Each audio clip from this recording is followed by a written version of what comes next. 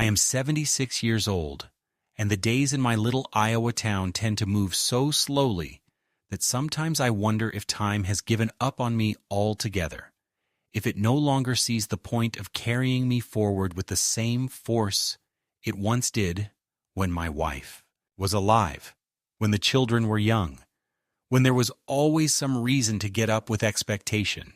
These days my mornings are quiet, almost ceremonial in their simplicity. I put the kettle on, grind beans with the same old manual grinder I bought in 1972, and sit at the kitchen table while the light comes in through curtains my late wife sewed decades ago. I watch that light shift across the surface of the table, hitting the scratches and stains, each one a relic of meals and arguments and celebrations that used to fill this house, my house. It still feels odd to say it that way because for most of my life it was our house, and now there is no one to share the pronoun with. I live alone, and while I like to tell myself that solitude is a chosen discipline, the truth is that it was given to me, not requested. My wife, Ruth, passed away from cancer 10 years ago, leaving me with walls that remember more than they should, and with children who stopped calling as often as they once did. They have their lives, their families, their businesses to run. I am to them a distant figure whose presence is acknowledged mostly on birthdays and holidays, and even then it is often through a phone call rather than a visit. I try to keep myself in good order, to present a version of myself to the world that resists the narrative of decline that comes so easily to people once they notice your hair has thinned and your hands shake if you pour from a heavy pot. Every morning I shave, though I no longer have anyone to notice if I miss a spot under my chin. I polish my shoes on Sundays even though the church congregation has dwindled and nobody would care if I walked in with dusty loafers. I maintain the small patch of garden behind the house, stubbornly pulling weeds and planting tomatoes, as if the ritual itself could keep me rooted in dignity. My neighbors, most of them younger couples with small children, look at me with a mixture of politeness and pity, and sometimes I catch them lowering their voices when they speak about me. "He's still managing on his own," one of them once said to another as I dragged my trash bin to the curb, as if I were a museum piece, an exhibit in the fragile persistence of old age. Inside myself, though, I do not feel finished. My mind is still alert, my memory intact. I read the newspaper each morning and do the crossword in pen, not pencil. I keep up with the news, follow baseball, reread the old books I loved when I was a student. I even use the computer, slowly, clumsily perhaps, but I check emails and occasionally watch videos online. It annoys me, therefore, when my children treat me as if I am already slipping away. My daughter Claire visits the most, though even she only comes once every few weeks. She breezes into the house carrying grocery bags and speaking in that loud, bright tone people use when they talk to the elderly, as though we have become not only deaf, but dim-witted too. She rearranges my kitchen cupboards without asking, insists on labeling jars and putting sticky notes on the refrigerator, and while she says she is helping, I know what she is really doing, preparing for a time when she thinks I will no longer be capable of managing. My son, Mark, rarely sets foot in the house anymore. He calls from his car on the way to meetings, always rushed, always distracted, and his voice carries the weight of someone doing his duty rather than speaking with love. "How are you doing, Dad? Taking your meds? Not climbing ladders, right?" His questions are practical, perfunctory, as though he were checking boxes on a form. When I tell him I am fine, he sighs, as if I am being stubborn, as if my refusal to exhibit helplessness is itself a problem. The truth is, I have grown used to this distance, though it still stings. I eat my meals alone and sometimes imagine conversations that might fill the silence. My wife laughing about something small, my grandchildren telling me stories from school. They rarely come. When they were little, they used to run through this house like a storm, opening cupboards, begging for cookies, dragging out board games. Now they are in college, or close to it, and they look at me with that polite embarrassment young people reserve for the old, unsure whether to hug me or just wave. I try not to resent them. After all, the world pulls them forward with urgency, but I do feel the erosion, the slow fading of my place in the family, as if I were a photograph left too long in the sun. And yet, I cling to certain beliefs.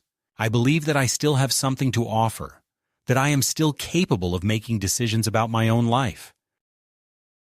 I believe that the years I worked, decades spent in the factory, saving, paying off this house, raising children, should count for something, should buy me at least the right to live the remainder of my life on my own terms. But lately I have felt currents moving beneath the surface, conversations happening outside my hearing, decisions being made with polite smiles that conceal something colder. Claire sometimes lingers too long looking at my bills on the table. Mark once suggested, almost casually, that it might be easier if I downsized into a place with more support. They use the language of concern, but beneath it, I hear calculation. Easier for whom? Support for what? I notice how they glance at each other when I fumble for a word, or when I misplace my glasses. They exaggerate these moments, seize on them as evidence of fragility. And perhaps I do forget things sometimes. Who doesn't? But when they sigh and trade glances, I feel as if they are rehearsing a narrative, one where I am no longer competent, no longer reliable, no longer in control. It is a strange feeling to be spoken about in the past tense while you are still sitting in the room. It makes you want to shout, to prove that you are not yet gone. But pride keeps me silent. I let them believe I do not notice. In the evenings, when the house grows dark and the cicadas hum outside, I think back to the early years of our family, when this home was noisy and full, when Ruth and I stayed up late making plans about the future. I ask myself where exactly things turned. Did I fail in some way? Did I raise children too practical, too eager to move on? Or is this simply the fate of age, that no matter how much you give, you end up reduced in their eyes to a set of problems to be managed? I cannot answer those questions. I only know that I want to hold on to myself, my dignity, my freedom, as long as possible. This is the life I inhabit as the story begins. A man not yet broken, but increasingly aware that others have already begun to write his ending. They think of me as someone sliding toward dependence, someone who should be guided, redirected, perhaps even contained. And while I try to ignore it, while I try to take comfort in my daily routines, a part of me fears that the day is coming when they will no longer ask what I want, but instead will decide for me. That thought lingers in the corners of my mind like a shadow. I do not yet know what it will mean, but I feel it waiting. It began innocently enough, in the way that these things often do, without thunderclaps or any sudden sense of catastrophe, just the small, ordinary incident of my foot slipping on the wooden steps leading down from the back porch. It was early spring, the boards still damp with the last frost of the season, and I had gone out to refill the bird feeder, a chore I performed with stubborn regularity, even though the birds had become less frequent visitors these past years. My heel caught on the edge, I lost my balance, and though I did not fall completely, I went down to one knee hard enough to leave a bruise and twist my ankle. It was not serious. I have weathered worse. A man who worked decades in a factory has lived through countless knocks and strains. But it was enough that when my daughter saw the swelling later that week, she drew in her breath with exaggerated alarm and declared that I needed to see the doctor. I told her it was unnecessary, that I had already wrapped the ankle, that it would heal with time, but she insisted with the persistence of someone who has already decided. "Dad, we can't take chances anymore. You're not 25. What if it had been your hip?" I tried to protest, but eventually, perhaps out of fatigue more than anything, I agreed to let her drive me to the clinic. The waiting room was filled with the usual smells of disinfectant and the low murmur of daytime television playing in the corner. I sat there with a magazine on my lap, pretending to read while Claire filled out forms at the desk, her handwriting quick and sharp. I could see her leaning close to the receptionist, whispering something, both of them occasionally glancing at me. I told myself I was imagining it. But when the nurse finally called my name, she spoke with the kind of overly bright cheer that people use with children. The examination itself was unremarkable. Blood pressure, reflexes, a quick look at the ankle, which by then had already begun to improve. The doctor, a young man who seemed scarcely older than my grandson, asked perfunctory questions about diet and medication. I answered politely, though I could sense his gaze searching for signs of frailty. At the end, he scribbled notes on his pad, handed me a slip for anti-inflammatory pills, and said I should be fine as long as I avoided climbing ladders. I was about to leave when Claire asked if she could have a copy of the visit summary just to keep track. He nodded, printed out a sheet, and handed it to her. I thought nothing of it at the time. It was later that evening, after she had dropped me back home and hurried away to pick up her own children from practice, that I noticed she had left the summary sheet on the kitchen counter. I was tidying up, putting away the bread she had bought and the milk she insisted I needed when I saw the folded paper tucked under the grocery receipt. I unfolded it, expecting to see the standard notes. Mild ankle sprain, recommendation to rest, continue with usual medication. And yes, those phrases were there, but at the bottom, in the section labeled Additional Recommendations, was a line that froze me in place. It read, "Consider transfer to nursing facility for long-term safety and care." I must have stared at those words for several minutes, reading and rereading them as though the repetition might make them dissolve. Transfer. Nursing facility. Long-term. The language was clinical, detached, but to me it rang with finality, as if a verdict had been passed without my knowledge. My first reaction was disbelief. Surely this was a clerical mistake, some generic note that appeared automatically, something the doctor had not really meant. But then I remembered the way Claire had spoken in the office, the way she leaned toward the receptionist, the sidelong glances, the manner in which she had taken the summary so quickly, almost protectively. It dawned on me that perhaps she had requested this, that perhaps she had guided the doctor into writing something for the record, a small but significant seed planted in my file. I felt my chest tighten with a mixture of anger and fear. Anger because of the betrayal implied, fear because of the possibility that this was more than just a piece of paper, that it was the beginning of a plan. When she called the next day to ask if I had taken the pills, I asked casually about the note. There was a pause on the line, a hesitation too brief for someone untrained to notice, but long enough for me to feel the truth behind it. Then she laughed lightly, as if dismissing my concern. "Oh, Dad, don't worry about that. Doctors put those kinds of things on all the reports once people get to a certain age. It doesn't mean anything." I wanted to believe her, wanted to accept that this was bureaucratic noise, nothing more. But the laugh had been forced, and the reassurance rang hollow. Later that week, Mark called, his voice brisk as always. He said Claire had told him about the ankle, and that maybe it was time to start thinking realistically.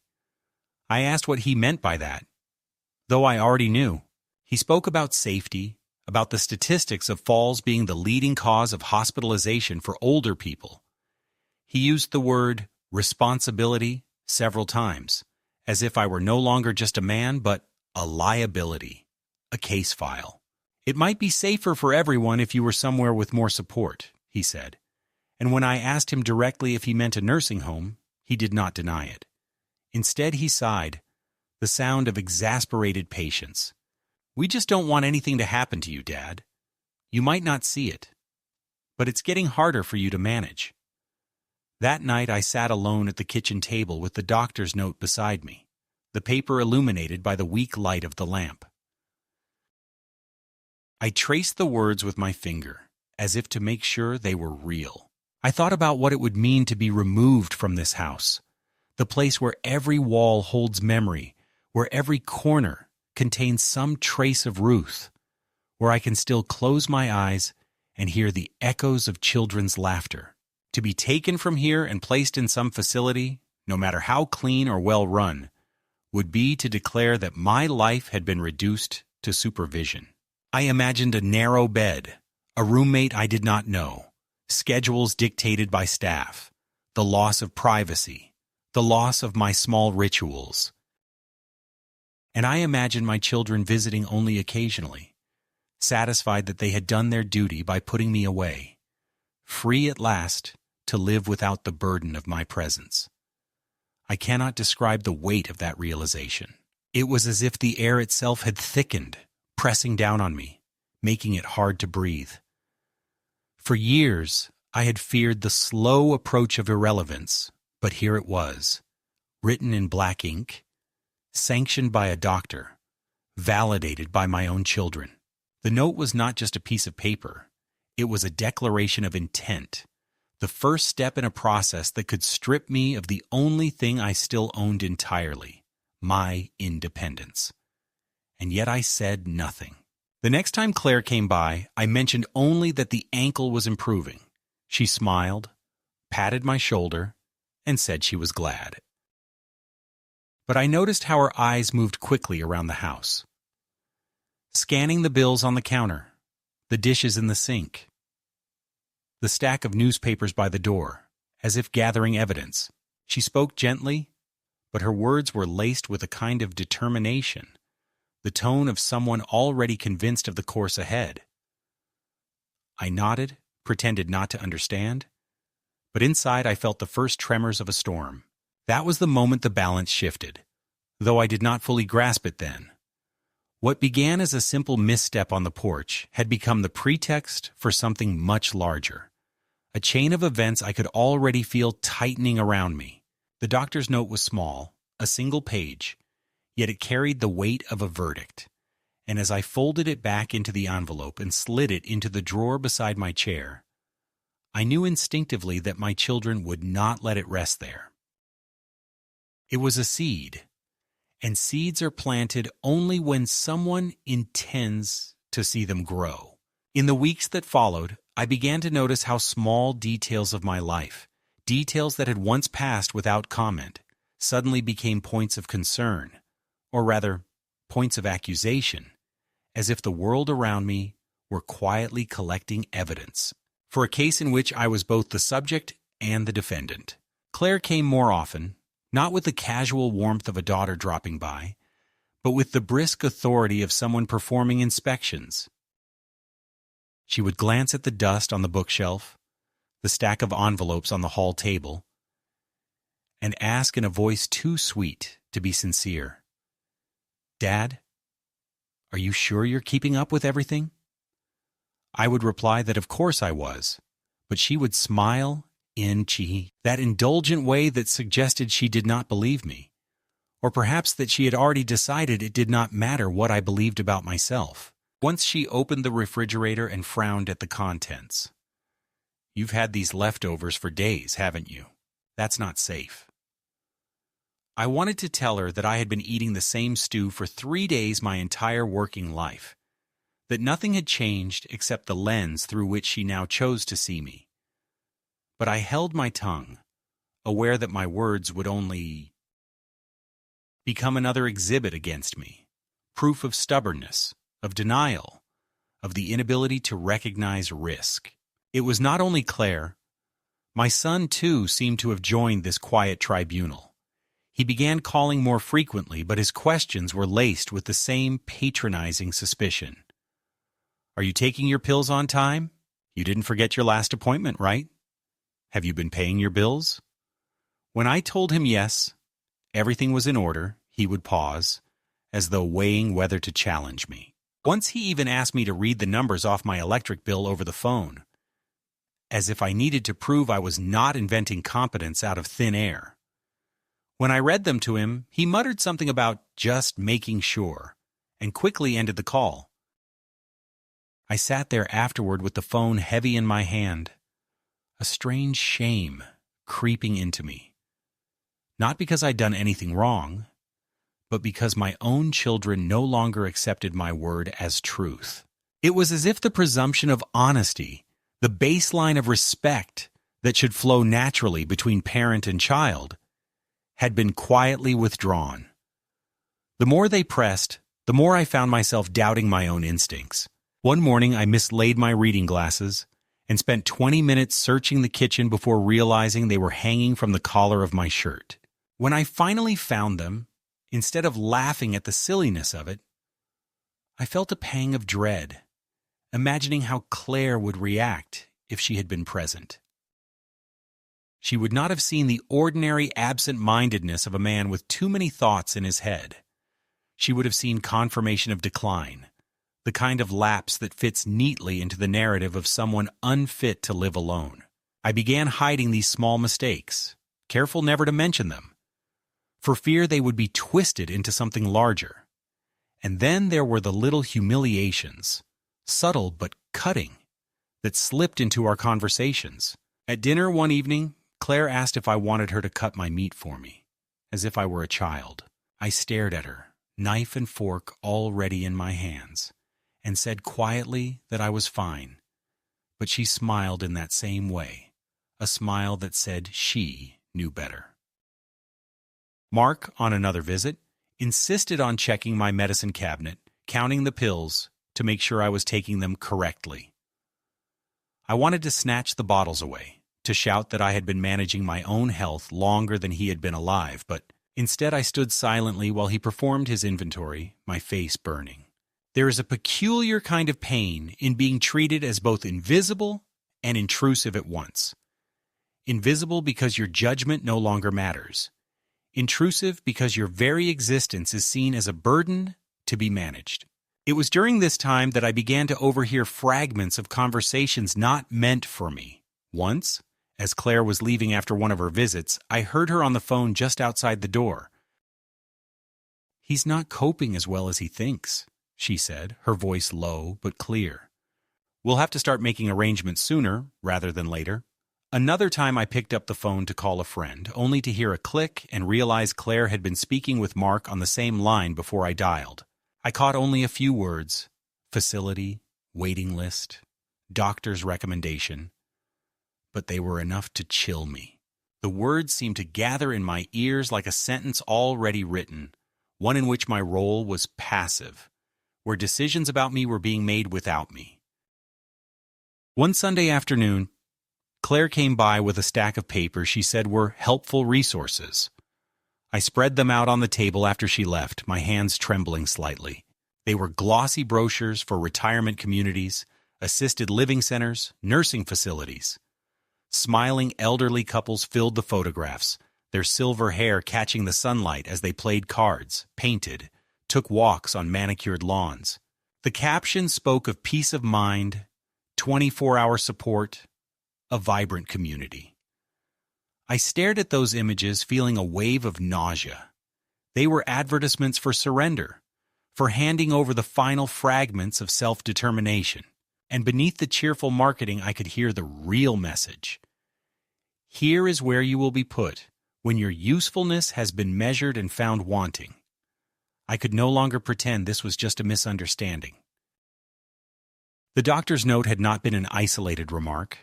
It was the cornerstone of a structure being built around me, brick by brick, a case assembled by my own children. Each forgotten word, each unpaid bill that sat a day too long on the counter, each leftover in the fridge, all of it was evidence, compiled and whispered about in conversations from which I was excluded. It was as though I had become a defendant in a trial held behind closed doors, with verdicts passed in absentia. One evening, determined to know the truth, I confronted Claire. I asked her directly if she and Mark were planning something, if they were discussing arrangements for me without my consent. She smiled that tight smile and shook her head. "Dad, you're imagining things. We're just worried about you." That's what families do. But even as she said it, her eyes shifted, flicking away from mine for just an instant too long. I knew then that she was lying, and the realization pierced me deeper than any physical wound. To be lied to by your child, to see them regard you not as a father but as a problem to be solved, it is a betrayal that corrodes the soul. After she left, I sat in my chair long into the night, the brochures still spread on the table before me, the doctor's note tucked in the drawer, the phone silent at my side. I realized with a clarity that frightened me that I was no longer merely living my life.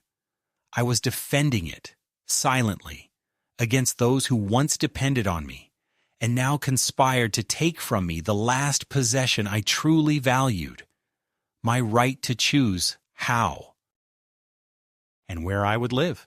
And though I had not yet spoken my defiance aloud, I felt it gathering in me like a storm, a quiet determination that if they were going to push me into that fate, they would not find me as compliant as they imagined. The turning point came not with some dramatic confrontation, not with shouting or slammed doors, but in the stillness of an ordinary afternoon when I happened to rise from my chair more quietly than usual and overheard what was never meant for my ears. Claire had come by to drop off groceries, and while she thought I was in the back room sorting laundry, she stepped into the kitchen with her phone pressed tightly to her ear. I heard her voice, low and urgent, speaking not with the casual tones of a daughter, but with the clipped certainty of someone finalizing arrangements. "Yes, he's still insisting he's fine," she was saying. "But he doesn't realize how much he's slipping. We can't keep putting it off, Mark. The doctor already noted it in his file. If we wait too long, the situation will only get worse. I'll call the social worker tomorrow and see if we can get him on the list." The words struck me harder than any physical blow could have. On the list. Not a suggestion, not a conversation to be had with me, but a decision already unfolding. My name spoken like an item of business on a to-do sheet. I remained in the hallway, frozen, my breath caught in my chest, while Claire continued her hushed conversation. She mentioned safety, liability. And then, in a tone that revealed more than she perhaps intended, "The house is too much for him. He doesn't even realize it." I felt the blood rush to my face, my hands trembling against the doorframe, as the meaning became clear. This was not just about concern for my health. It was about the house, about property, about what would be easier for them once I was tucked away somewhere and this place, my place, could be emptied, valued, sold, turned into another stepping stone in their lives. In that moment, the doctor's note, the brochures, the constant condescension, all of it fused together into a pattern I could no longer deny. When she left an hour later, smiling sweetly and telling me to be careful on the stairs, I nodded without reply, concealing the storm inside me. As soon as the door shut, I walked to my desk, opened the drawer where I had hidden the doctor's summary, and read the line again. Transfer to nursing facility for long-term safety and care. Now it was no longer an abstract threat. It was a plan in motion, and the people guiding it were my own children. I thought of Ruth then, of how fiercely she had guarded this home while she was alive, how she used to say that the walls themselves held the story of our family, and I swore to myself that I would not let those stories be erased so easily. That night, lying awake in the dim silence of my bedroom, I played out the scenario they must have envisioned. Me sitting meekly in some administrator's office while papers were signed over my head, my belongings parceled off, the key to my own front door slipping from my hands. I imagined Mark, efficient and businesslike, coordinating the financial side, perhaps already speaking with the bank about power of attorney, while Claire presented it to me as, "for your own good." I imagined neighbors seeing the for sale sign on the lawn, shaking their heads with pity, remarking how quickly the old man had gone downhill, And worst of all, I imagined myself fading into compliance, allowing it to happen out of fear, too weary to resist. The vision filled me with a deep, burning shame, and at the same time it awoke something in me that had been dormant too long, a determination not to go quietly into the role they had written for me. In the following days I watched them more carefully, listening for slips in their words, piecing together the quiet conspiracy that had grown around me. Mark called, and almost as an afterthought, asked if I still had the deed to the house in my files, or if it might be better if he kept it safe. I told him I'd look for it later, my voice steady, though my pulse hammered in my throat. Claire began leaving pamphlets on the counter, this time not even pretending they were mere resources, but opening them and pointing out features as though she were showing me vacation brochures. "See, Dad? They have an activity room and transportation to doctor's appointments, and you wouldn't have to worry about shoveling snow anymore." I nodded, feigning distraction, but inside I felt my fury building with each cheerful suggestion. The true crisis came when I visited the bank to withdraw some cash, and the teller, who had known me for years, mentioned almost casually that my son had been inquiring about joint accounts and what steps would be required should I wish to add him as a co-signer. She assumed it had been discussed between us, but I knew instantly that it had not. My stomach clenched, and I forced a polite smile while I completed my transaction, though every nerve in my body screamed with alarm. That night, I sat at my desk, with the account statement spread before me, suddenly aware that my independence was not just emotionally threatened, but financially endangered as well. Without money, without legal control, I would be nothing more than a ward of their decisions, powerless to resist whatever arrangements they chose. It was in that moment that the stakes sharpened. This was no longer a matter of whether I felt patronized or diminished. It was a matter of survival, of refusing to be erased while still alive. I knew then that I could not remain passive, waiting for the next step in their plan. I would have to act, to prepare, to protect what little remained of the life I had built. And though I was still only beginning to understand what that would mean, one thing had become certain in my mind. The battle for my dignity had truly begun. In the days after I realized my children were no longer speculating but actually planning, the pressure around me thickened in ways that were both petty and crushing, as if the air itself had taken on the weight of judgment. Claire began arriving with a canvas tote that might as well have been an inspection kit, a pill organizer labeled by morning and night as though I had forgotten the difference, a clipboard with safety checks printed in cheerful fonts, rolls of bright orange stickers to label faucet handles and the stove knobs, and a packet labeled Placement Options that she slid into the drawer where I once kept birthday cards from the grandchildren. She would narrate everything in a voice too smooth to argue against, saying it was just to make life easier. Yet the ease she meant was hers, not mine, because every sticker she pressed onto my life declared that my house was no longer a home but a case to be managed. Mark stepped into the same role with the efficiency of a project manager, and even the way he stood in my doorway suggested he owned the threshold.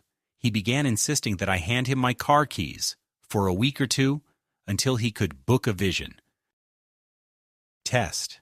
And when I told him that I had passed my last test 2 years ago, he smiled like a man humoring a fable, took the keys off the hook in the hallway, and dropped them into his jacket pocket with a soft metallic clink that sounded to my ears like the lid of a box closing. That night, I found my spare key where Ruth and I had hidden it 20 years earlier inside an old gardening glove. And while turning it in the lock, I realized I was already living in a kind of siege, rationing proof of competence, hiding simple acts of normal life as if they were contraband. The humiliations were not loud. They were slow abrasions, and each one left a mark that did not show until I went to shave in the morning and recognized a face that had learned to keep its anger under glass. The first open blow landed one Tuesday when Claire announced that a friendly visit was scheduled for the afternoon. Nothing formal, just a social worker from the county and Pastor Joel from church dropping by to chat about resources. The word resources has become the bright ribbon people tie around control so that it looks like a gift, and I should have refused outright. But the strange courtesy that takes root in old age made me step back and let them in. The social worker was young and brisk, her questions practiced to sound like concerns, yet each one drilled a notch into the same ledger Claire has been assembling. Did I sometimes forget the stove? Did I ever get turned around driving at night? I considered the peace of mind of 24/7 support. And wouldn't it be nice to have someone else manage the small burdens, like medication refills and laundry? Pastor Joel kept his hands folded in his lap and spoke gently about how God sometimes releases us from certain responsibilities so we can rest. And I sat there listening to the town's polite machinery move into place around me, while my daughter poured coffee and nodded solemnly at every answer she wanted to hear. When the social worker finally produced a slim stack of forms, not binding, just a preliminary care plan, something we can keep on file, Claire looked at me with the bright smile of triumph that pretends to be love, and it was then that something hard and cold rose in me. I said I would not be signing anything today, that I would review documents with my attorney, that this was my house and my life, and we would not, under any circumstances, be making plans without my consent. The room went very still. The social worker, to her credit, gathered her papers without argument, though she exchanged a glance with Claire that said this was merely a delay, not a defeat. And Pastor Joel murmured a small prayer for discernment that sounded to me like a blessing placed on a future I had no intention of accepting. After they left, Claire stood in the doorway as if debating whether to scold or to plead. And then she chose a third path, the one that had begun to define her. She said in a voice near tears that the forms were just notes, Daddy, just a doctor's note kind of thing. And she laid her palm on the drawer where I had hidden that very page with the line about transfer, as though her hand could press me into obedience through wood. What I did not expect was the public humiliation that followed. 2 days later, a patrol car eased to a stop in front of my house, and a young officer knocked on my door to conduct a welfare check because, he said, a concerned family member reported confusion and possible wandering.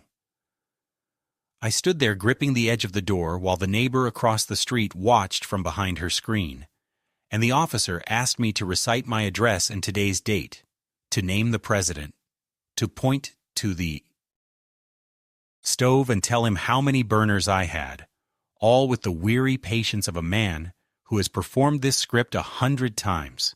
I answered everything carefully, because in that moment the smallest pause felt like a trapdoor. And when he finally stepped back and decided there was no emergency, when he tipped his cap and apologized for the inconvenience, I closed the door and leaned my forehead against the wood and understood how quickly your life can be turned into a rumor you must disprove at your own threshold. After that came the photographer, cheerful and oblivious, who arrived one morning while Claire pretended to be surprised and explained she had asked a realtor to assess options just in case. And before I could get him off the porch, he had already taken wide-angle shots of my living room like a coroner's documentation. I made him delete them in front of me. And when he left, Claire's face hardened into something I recognized from her adolescence. The look she wore when she had already gotten what she needed. And my authority arrived a day too late. The revelations began to arrive with the bluntness of bank stamps. At the credit union, an old teller who has watched my hair go from black to silver leaned forward and asked if I had decided which child would be my co-signer, because your son had questions about durable power of attorney and transfer on death designations. And it was only by pressing my palm hard against the counter that I kept the tremor out of my voice, while I explained that no changes were authorized, and any requests should be refused unless I was present. That same afternoon, a thick envelope came by, certified mail addressed not to me, but to the interested parties in the matter of my name. And because the mailman has known me since he was a boy, he slid it into my hands with a look that held apology. Inside was notice of a petition for temporary guardianship filed by Claire, with supporting affidavits from Mark and a neighbor who apparently told them she had once smelled gas coming from my kitchen and had to guide the respondent gently back to safety, a scene I knew had never happened, because the only time she'd been in my home this year was to borrow a ladder. The affidavits were padded with vague phrasing and an unkind mathematics of memory. My misplaced glasses were now routine disorientation. The bruise on my knee was a serious fall with unknown duration of altered consciousness. An unpaid water bill that I had set aside in a stack became chronic inability to manage finances. And at the bottom of Claire's statement was the line that welded the whole lie into place. Doctor has already recommended transfer to a nursing facility for long-term safety. I held the papers and felt a letter of my own life dissolve under someone else's pen. And yet, I would be dishonest if I pretended their motives were made only of greed. The more I listened from the edges of their conversations, the more I glimpsed the messiness of their lives, as when my granddaughter, sweet, wary Lily, texted me late one night from a number I did not recognize and asked if I was awake. And when I said I was, she wrote that her mother had been crying after the realtor left because the second mortgage was underwater and the clinic where Claire worked had cut her hours, that Mark's business had lost a contract and he was behind on his own house, that they kept saying, once Dad is settled, we can breathe. Lily apologized for telling me and begged me not to say anything that might get her in trouble, and I sat with the phone glowing in my palm, feeling two truths grinding against each other like gears. The truth that my children's decisions threatened to erase me, and the truth that in their fear they were trying to stabilize their own lives by shifting the weight onto mine. Moral clarity, I've learned, is a luxury of those who do not share blood. Still, compassion cannot mean surrender, and the knowledge of their debt did not lessen the violence of the forms they had filed. It only made the story sadder and the fight lonelier. Once I recognized the scale of what I was up against, I began to act in the only ways left to me. I called Harold Kovacs, a friend from the union days who had retrained as an elder law attorney after his body gave out, and he listened without interruption while I read the guardianship petition top to bottom. Then, with the steady calm of a man who has rescued other elders from the same net, he told me to bring everything to his office, and he set out a plan that gave shape to the fear in my chest. We drafted a new will and a living trust that placed the house beyond an impulsive sale. We recorded a homestead declaration at the county so no realtor could claim ignorance. We revoked any prior HIPAA releases that would allow my children to rifle my medical file for ammunition, and we executed a fresh, durable power of attorney that named a neutral fiduciary, a retired school principal from church who is steady as granite, as my agent should I ever actually lose capacity. Harold instructed me to switch my bills to automatic payment and to keep receipts in an accordion folder, not because I needed the order, but because paper is a bulwark in court. He sent me to an independent neurologist for a cognitive evaluation so current and thorough that even a hostile judge would have to acknowledge its findings. And when I left that office with a score noted as above average for age, a weight came off my rib cage that I hadn't realized I'd been carrying. Back home, I changed the locks, not to keep my children out forever, but to force them to knock like guests rather than walk in as owners. I posted, quietly but firmly, a no trespass letter to the realtor who had tried to stage my living room like a product, and I told the bank to add a password to my accounts that only Harold and I know. These were not the actions of a man in decline. They were the small, firm steps of a man who has decided he will not be escorted out of his own life. Of course, my resistance did not halt their momentum. It only sharpened it. The following Sunday, they staged a visit with the gentle ferocity of people who do not consider no an answer. I found boxes in my living room, flat-packed and labeled kitchen, linens, books, and Claire holding a clipboard as if she had been hired by my future to inventory my past. Mark stood near the mantel with his arms crossed and announced that they had booked tours at 3 facilities for the coming week. And when I told them there would be no tours because there would be no move, he shifted to the tone he uses in conference calls and declared that the guardianship hearing was already set, that a judge would see reason, that I could make this easy or make it hard. I felt my knees go light and then steadied myself on the table where Ruth's sewing tin still sits.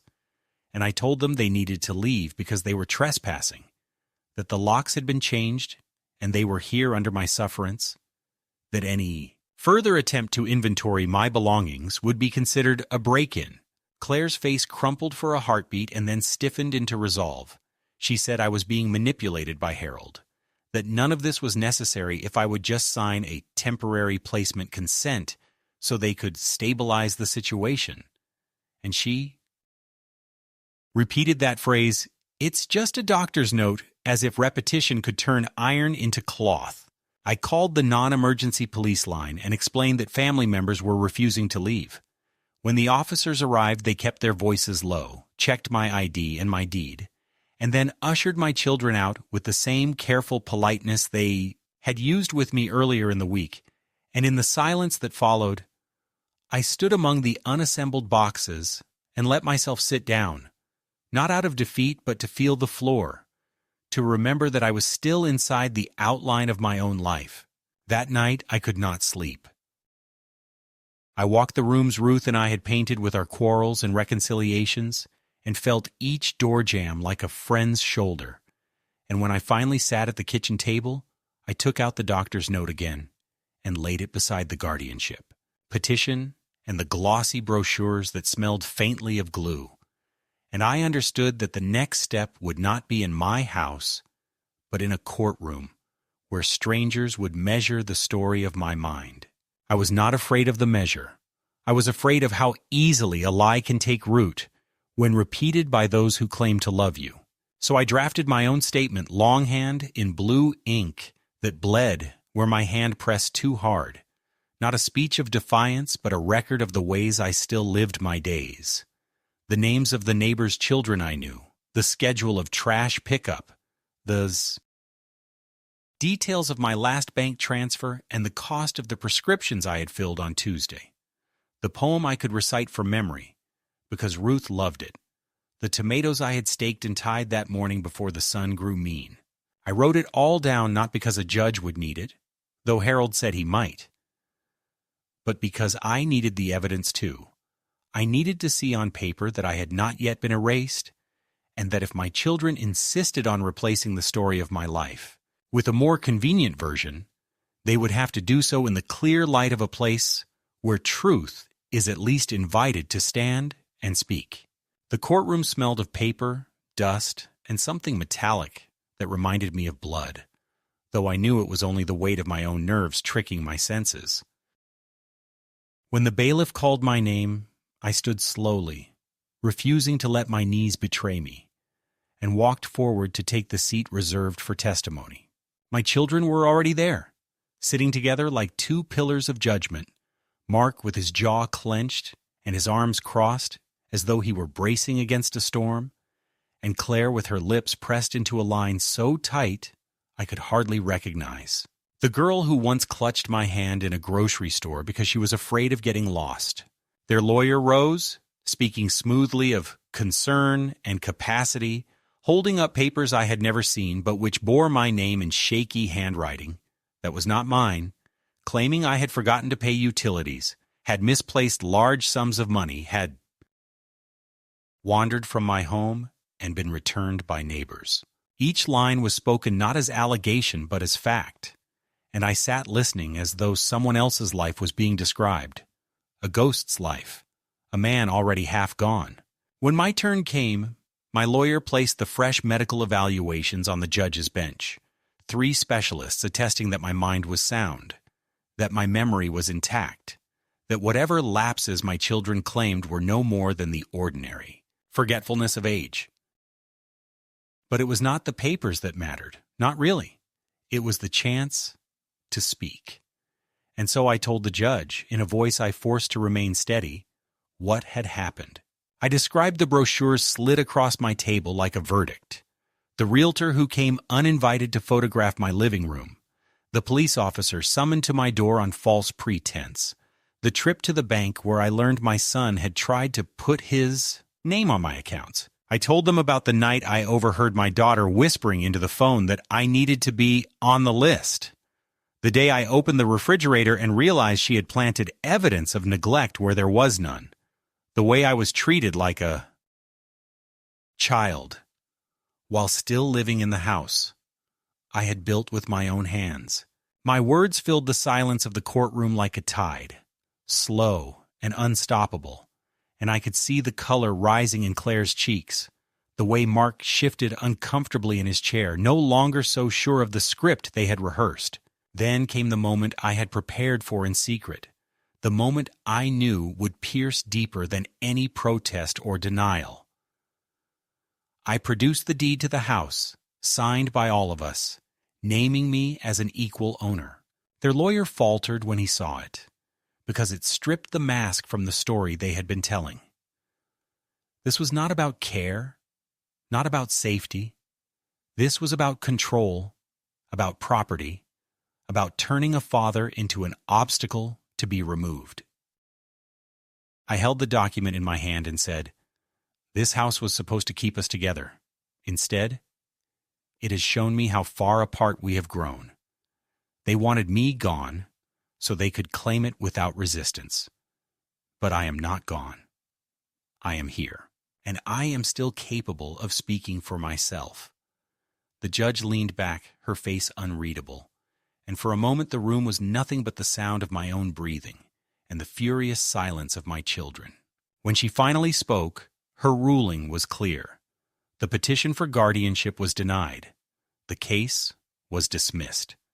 My children had no authority over my life, my finances, or my home. I had won. Yet what struck me in that instant was not triumph, but a hollow ache, because victory in a courtroom is not the same as reconciliation in a family. I looked at Claire and Mark, and instead of relief, I felt the terrible weight of knowing that the line had been crossed forever, that trust had been shattered in a way no gavel could repair. After the session, outside on the courthouse steps, they confronted me, not with apologies, but with venom. Claire's voice cracked as she accused me of humiliating her in public, of choosing strangers over my own blood. Mark spat words about betrayal, about how I had ruined their plans to secure stability for the family. I listened, the sunlight harsh on my face, the traffic roaring behind me, and I realized that nothing I could say would ever change the story they told themselves. So I said only this: I am still your father. But you chose to treat me as a burden, not as a man. From this day forward, you will live with that choice, not me. And I walked away, the courthouse shrinking behind me with each step, knowing I had not just defended my independence, but delivered the final, irrevocable severing of whatever remained between us. In the weeks after the hearing, I learned that victory is a quieter thing than people imagine. Not a parade, but a long exhale in the middle of an ordinary morning, the kettle whistling, the radio low, the house returning to its own heartbeat after strangers have measured it. I put the deed back where it belonged, not as a talisman against my children, but as a reminder to myself that I still inhabited the life I built. And then I did the next right things without ceremony. I met with Harold to file the last pieces of the paper that would keep my affairs standing even if one day my mind should falter. I called the bank, not to boast, but to add a note on my account that anyone asking questions without my presence should be invited to leave.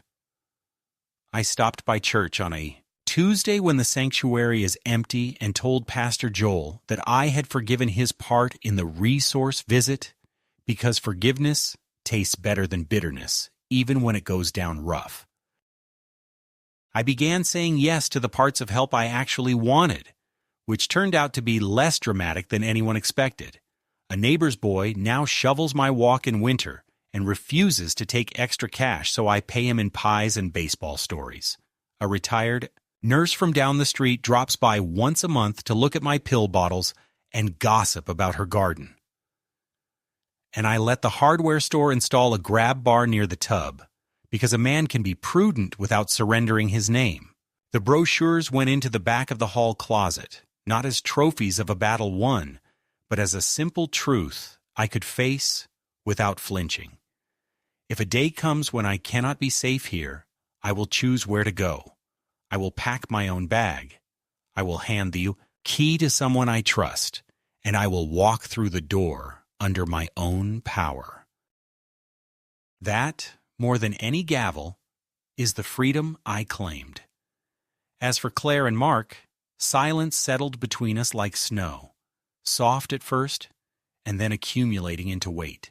There were no apologies, only a single text from Mark that said he hoped I understood they meant well, and a voicemail from Claire that started with a sob and ended with a tight little sentence about how we all do what we must. I did not calls back quickly, not out of spite, but because I needed the space to separate love from permission, to remember that I could hold one without granting the other. When I finally answered, I said what I should have said years ago. If you visit, you do it as my children, not as my wardens. If you bring papers, you take them away unsigned. If you speak of my safety, you also speak of my dignity. And if you cannot do that, then a polite distance will harm us less than a daily war. They did not like the terms, but they heard them. And over the next month, Claire came once on a Sunday afternoon with a box of peaches and the air of a woman approaching a dog that might bite. We drank coffee in the kitchen while she looked long at the curtains her mother had sewn. And for the first time in years, I caught a flicker of the girl who used to scribble me notes on napkins and hide them in my lunch pail.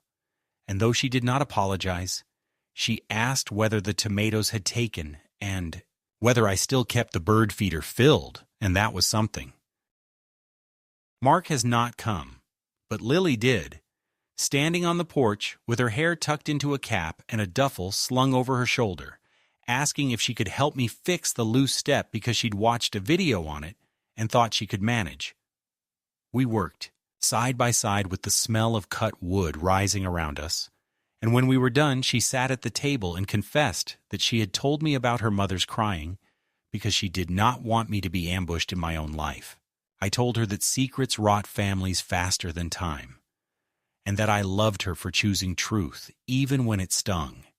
And I wrote her name that night into a letter she will one day receive from Harold, not as a bribe for loyalty, but as a testament that kindness travels forward, that a small act of courage by a granddaughter can change the weather of an old man's last years.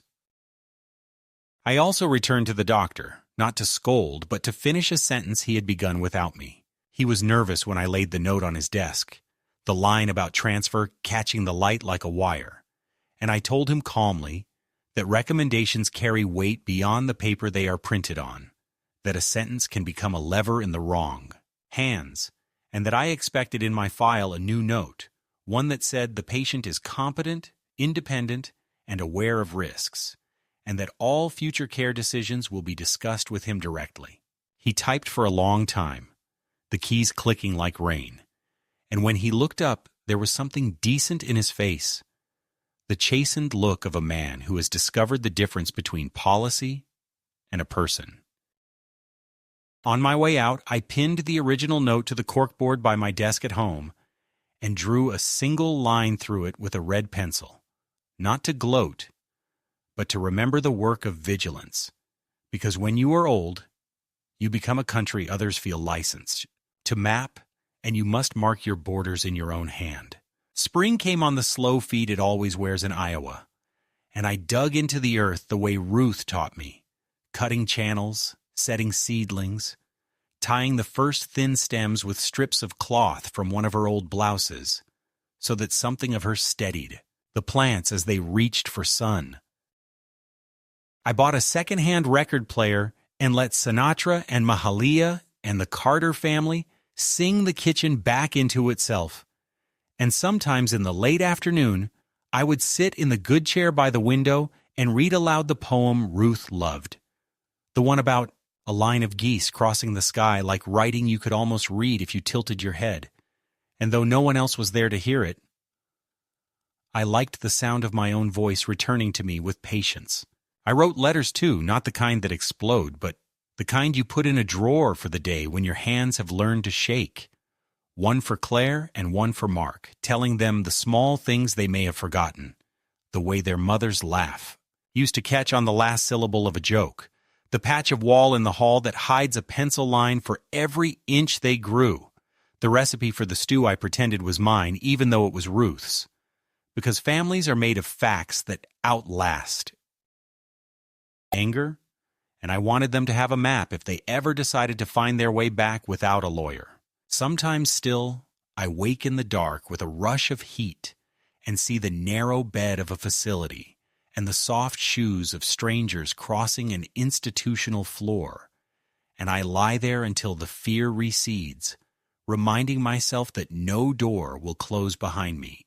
Without my hand on the knob, in the morning I fill the feeder and watch the first sparrows land with the jittery gratitude of creatures who take what is given and fly off before anyone can regret it. I pour coffee and read the paper and circle every word I do not know, just to prove there is more to learn, and when I wash the cup I hear Ruth's voice say gently, "Leave it in the rack, you've done enough for now," and I let the water dry on its own, because that is the luxury of the living, to leave a small task unfinished and trust there will be time to return. If you ask me what justice looks like at my age, I would point not to the judge's order, though I am grateful for it, but to this simple room in which I decide the order of my day, to the quiet fact that my name is still on my doorbell, to the gravel path I swept myself, to the doctor's note with a red line through it and the space I saved beneath it for a single sentence in my own hand. I will go when I must, and not a day before.